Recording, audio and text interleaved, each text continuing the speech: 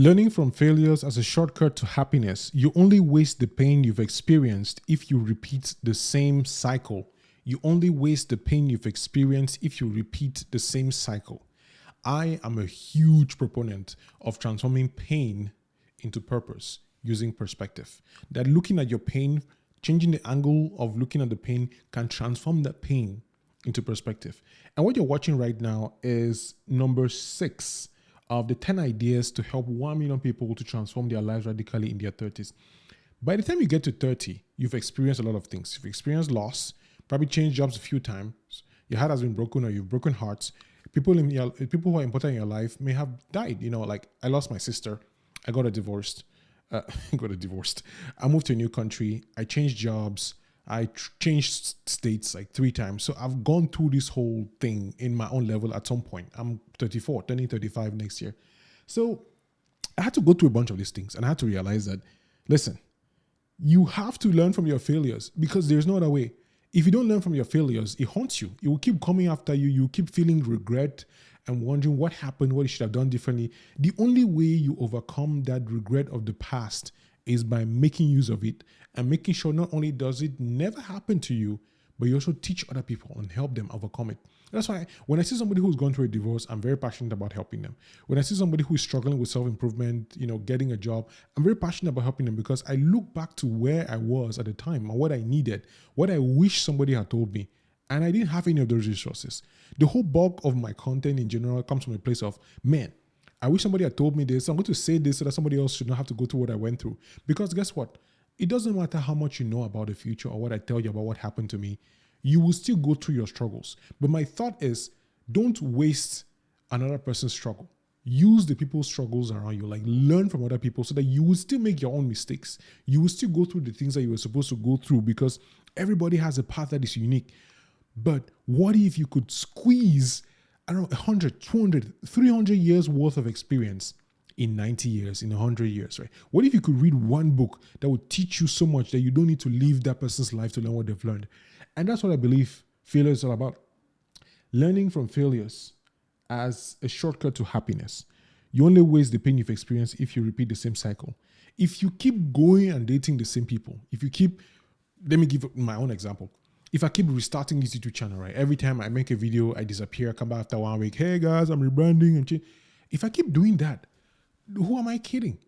I have to get to a point where I learn from my mistakes. I have to get to a point where I realize that there is no escape except me choosing to take action and making the videos that I know that I can make, or just reducing the distance. We talk about last video, reducing the distance between ideas and the video, right? You want to get to a place where when you think of something, you go and take action. When you have an idea for a business, you don't start, okay, I need a logo, I need the colors. You find a paying customer, get paid, and then figure out the rest after that, right? When it comes to YouTube content creation, I see a lot of people trying to figure out the right camera angle, the right camera, the right microphone, all these things that I have done myself. But what I keep telling people is, listen, do you have a phone?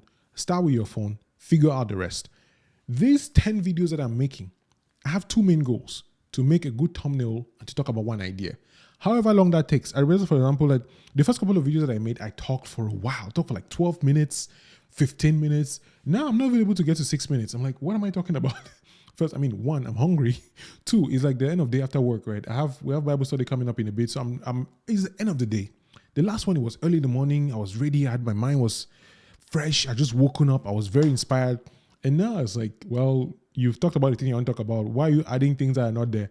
I don't have to add more things that need to be added on the things that I'm talking about. So when I think of this learning from failures, it's not just your failures. Read about other people's failures. Ask the people in your life. Look at the people in your life. I love to think about people like my parents and look at their lives and say like, okay, I like this. I don't like this. I don't think I'm going to do that. And it just goes on in my head. I don't have to tell them. I don't have to tell anybody about what I'm seeing, but I have to learn from their experiences. I think it was Mr. Tchassa in his book, Money is an Idiot. He talks about the fact that he watched his father and saw his father making mistakes. Like his father did not buy land when they moved to this place. And then he decided he was going to make that mistake. He was going to buy a lot of land. And that's exactly what he did. So learning from your failures as a shortcut to happiness, it's not just about your failures. Your failures are very close to you, right? They're very personal. Going through a divorce is a very painful failure. It can be, it's very visceral, and which means that it's very potent in the power to transform how you see relationships in both a positive and a negative way, because it can be the thing that makes you decide that, you know what, I'm never going to be in a relationship. I hate relationships. I don't want to ever get married. Men are XYZ, women are this. I'm not going to do that. Or it can be the reverse. It can be like, man, I really like this relationship. I see what worked. I see what didn't work. I'm going to make sure that I do XYZ. And is the second one that happened to me. I should have been one of those statistics of people who, once they go through a marriage, they decided they will never get married again. In my case, it was the opposite. In fact, after I went through the marriage and it ended, I was like, bro, I know I like to get married. I know I want to get married. I'm going to follow Christ, and then he'll figure out the rest. And that's exactly what happened. I don't think I've told that story here as much as I should. But when I stopped trying to be married, when I started focusing on actually following Christ, I was like, I know I want to be married, but the way things are going, the people I was talking to, the way they were interacting with me, I was trying too hard. I was pushing too much. I was like, I'm just going to stop. I'm going to do the one thing that is most important than anything else. And guess what? The moment I changed my perspective on marriage, everything clicked. And I learned from that. I learned from my failed marriage. I learned from my failed relationships.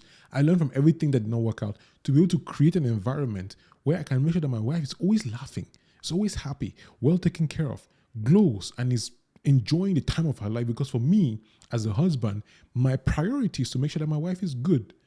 And without the failures, I don't know if this would have happened. I don't know. I will never know, right? But the message here for you today is this. Don't waste the darkness. I know that escalated quickly, but if you've gone through pain, don't bury it. Don't carry it on your head. Use it. See what you can learn from it. Think about, how did I get in this situation? What happened? Was it an external party that forced you? So is this something about you thinking of, the way you relate to people, your discernment on who you should have around you, the kind of relationships that you should have in your life? Or was this your lack of boundaries? Was this a situation where you did not tell somebody no and you find yourself in a place that you should not have been, the wrong association at the wrong time? Look at your life, assess it, think through it, and come up with some resolutions and take charge from there. All right? You cannot have a happy life if you don't decide what unhappiness is from your personal experience and find ways to make sure that does not happen again. If you like this video and you enjoy what I'm talking about, please go ahead and like the video. Subscribe to the channel if you have not.